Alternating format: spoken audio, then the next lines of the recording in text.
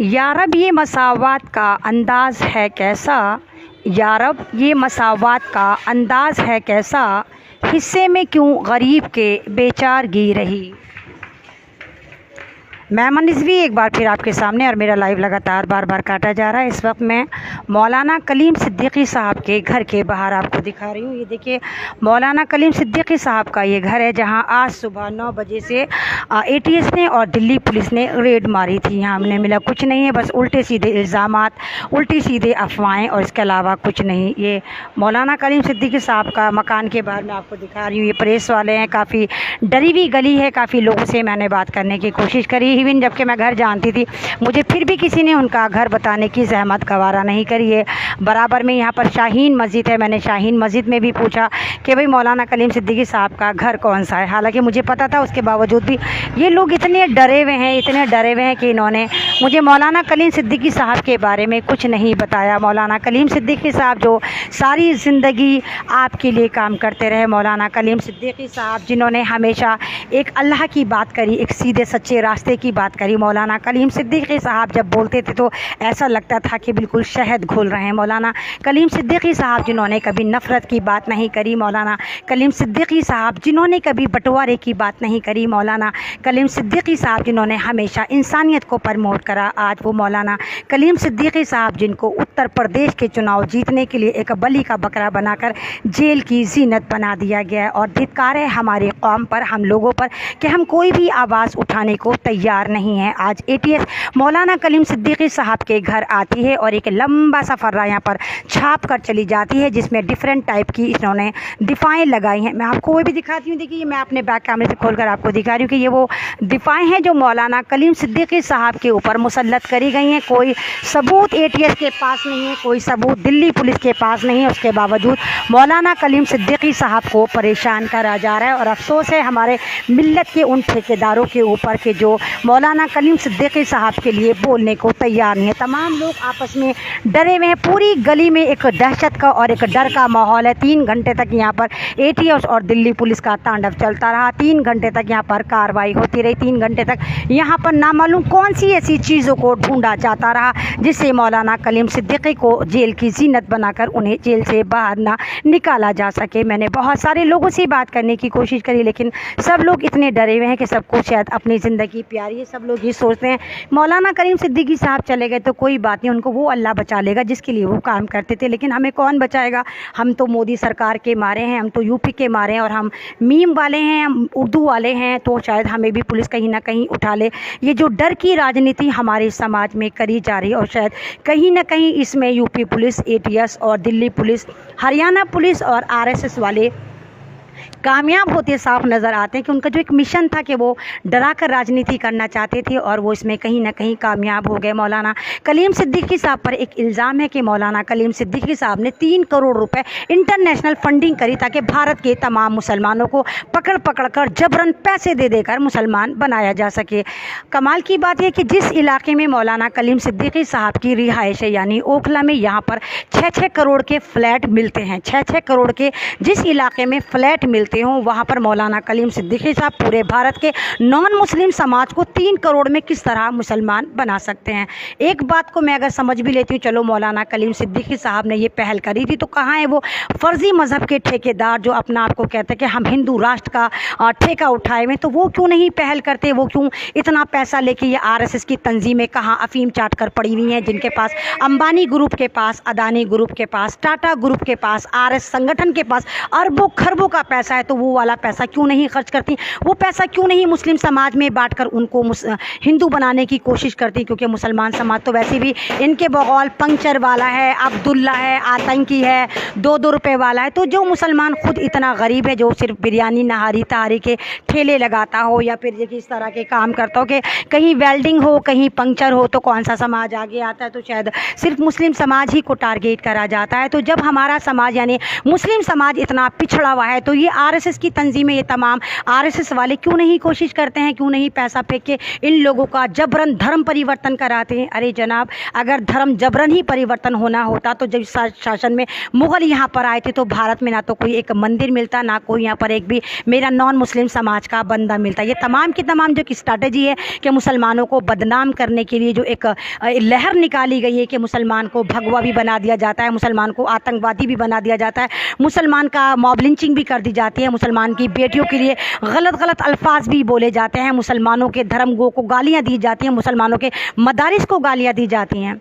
आपको अगर याद होगा कि कुछ दिन पहले अगर आप देखें कि भारत को अगर आप स्टडी करते हैं, भारत के माहौल को अगर आप स्टडी करते हैं तो कुछ साल पहले भारत में सिर्फ जो मुसलमानों को उठाया जाता था उनके अंडरवर्ल्ड से तार निकाले जाते थे कि अंडरवर्ल्ड से तार हैं, ये करता था, वो करता था। उसके बाद इन्होंने देखा कि मुसलमान कौम के हमने नौजवानों को अंडरवर्ल्ड के नाम पर उठाना शुरू कर दिया है और ये समाज फिर भी चुप है। उसके बाद इन्होंने सिमी पर डाका मारा और सिमी के थ्रू इन्होंने हज़ारों मुसलमानों को टारगेट करा और उसमें MBBS जितने भी हायर क्वालिफाइड लोग थे, MBBS, BA, MBA, इंजीनियर, उनको टारगेट कर करके जेल की जीनत बना दिया। वहाँ भी ये बेनकाब साबित हुए और बाइज्जत बरी कर दिए गए वो तमाम मुसलमान जो 30-30 साल जेल में रह कर आए। उसके बाद इस आरएसएस ग्रुप ने सोचा कि मुसलमान तो कुछ बोलने को तैयार नहीं, फिर इनके मदारिस को टारगेट करा जाने लगा।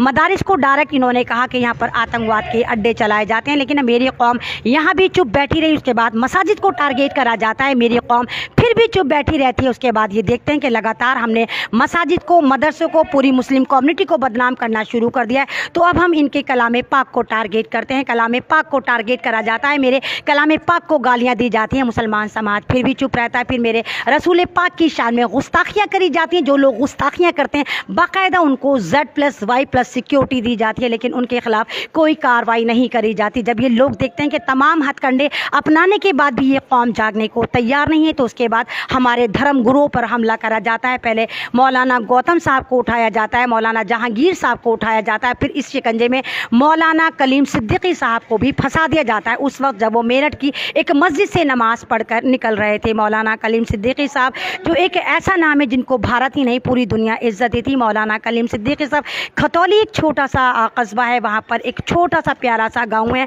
फुलत वहाँ के रहने वाले थे और उन पर इल्ज़ाम लगाया गया कि वो जबरन मज़हब तब्दील कराते थे। पहला सवाल मेरा ATS से और दिल्ली पुलिस और UP पुलिस की सो कॉल्ड पुलिस से सवाल है कि अगर मौलाना कलीम सिद्दीकी साहब जबरन धर्म परिवर्तन कराते थे, एक दफ़ा को मैं मान लेती हूँ, तो आप मुझे इस बात का जवाब दें कि फुलत में फिर एक भी नॉन मुस्लिम भाई नहीं बचना चाहिए था, क्योंकि मौलाना कलीम सिद्दीकी साहब फुलत के रहने वाले हैं और फुलत में आज भी बहुत सारे नॉन मुस्लिम भाई हैं जो मौलाना कलीम सिद्दीकी साहब के लिए आवाज़ उठा रहे हैं और कह रहे हैं कि मौलाना कलीम सिद्दीकी साहब एक नेक आदमी थे, उन्होंने कभी भी कोई भी चीज़ प्रेशराइज नहीं करी, हमारे ऊपर इस्लाम नहीं थोपा। जिन लोगों को बदनाम करा जा रहा है, जिन लोगों के नाम को लेकर बदनाम करा जा रहा है, आज तक ATS और दिल्ली पुलिस एक ऐसा गवाह नहीं साबित कर पाई जो ये कहे कि हाँ मौलाना कलीम सिद्दीकी साहब ने मेरी गर्दन पर या मेरी कनपट्टी पर बंदूक रख कर कहा कि इस्लाम कबूल कर ले और मुझे इतना इतना चेक दिया। कोई एक सबूत ये नहीं दे पाए, क्योंकि हमें पता है कि एक ये चुग्गा बनाया जा रहा है। ये मौलाना कलीम सिद्दीकी साहब की आड़ में मुसलमानों को टारगेट करके उत्तर प्रदेश का जो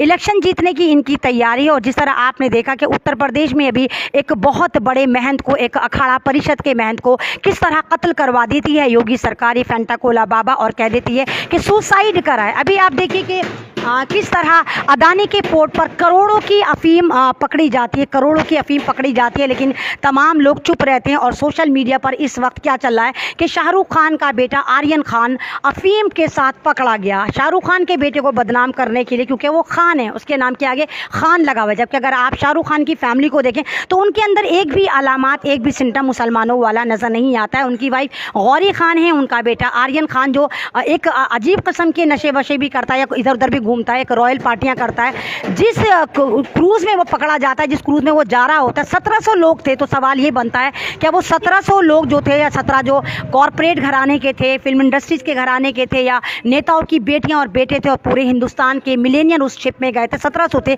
तो क्या किसी को भी अपने बाप का नहीं पता था? सारे के सारे 1700 लोग में सारे के सारे गुफाओं की औलादे थी, सिर्फ एक शाहरुख खान का जो बेटा आर्यन खान था, सिर्फ उसको अपने बाप का पता था। तो ये सारा की सारी एक ऐसी स्ट्रैटेजी है कि आपको गुमराह करने के लिए, मुसलमानों को बदनाम करने के लिए, उन मुसलमानों को भी मुसलमान बनाने की कोशिश करने के लिए जो मुसलमान नहीं, जैसे शाहरुख खान, सलमान खान, ये जितने भी फरदीन खान हैं, ये माफ़ करिए मुसलमान नहीं है, इनके नाम के आगे सिर्फ खान लगा हुआ है। इतना ही भरम है कि इनके नाम के आगे खान लगा हुआ है, लेकिन इनके हाँ कोई भी इस तरह का कोई काम नहीं होता कि आप इनको मुसलमान कहें, लेकिन सिर्फ खान को बदनाम करना है, मुसलमानों को बदनाम करना है। तो हर तरह मुसलमानों को टारगेट करके ये सरकार किसी ना किसी तरह जेलों की हवा खिला रही है, उनके नाम को बदनाम कर रही है।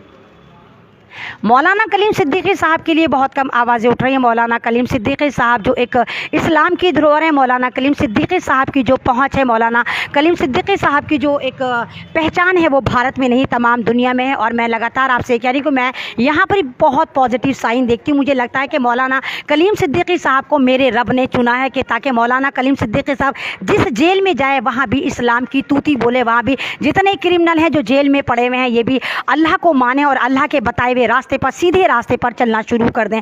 मुझे ये पॉजिटिव साइन लगता है। लेकिन उसके बावजूद भी मैं आप तमाम लोगों से कहती हूँ कि मौलाना कलीम सिद्दीकी साहब हमारी धरोहर है, मौलाना कलीम सिद्दीकी साहब हमारी आवाज़ हैं। मौलाना कलीम सिद्दीकी साहब वो नाम है जिन्होंने कहा अल्लाह एक है। मौलाना कलीम सिद्दीकी साहब ने कहा कि अल्लाह को जो मानेगा वो नेक रास्ते पर चलेगा, अल्लाह को जो मानेगा वो सादगी के रास्ते पर चलेगा, अल्लाह को जो मानेगा वो कलाम पाक पर यकीन करेगा, अल्लाह को जो मानेगा वो एक सीधे सच्चे रास्ते पर चलेगा। तो मैं मौलाना कलीम सिद्दीकी साहब की गली में पहुंची थी, जहां पर आज ATS का 3 घंटे तक यहाँ पर तांडव चला, दिल्ली पुलिस का यहाँ पर 3 घंटे तक तांडव चला। लेकिन उफ है मेरी कौम पर जो मौलाना कलीम सिद्दीकी साहब पर जागने को तैयार नहीं है, आवाज़ उठाने को तैयार नहीं है। एक एक करके सब मारे जाएंगे। और मैं ये लगातार कह रही हूँ कि जिस तरह आप उत्तर प्रदेश में देखिए, वहाँ मुसलमान ही नहीं पंडितों के साथ भी गलत व्यवहार करा जा रहा है।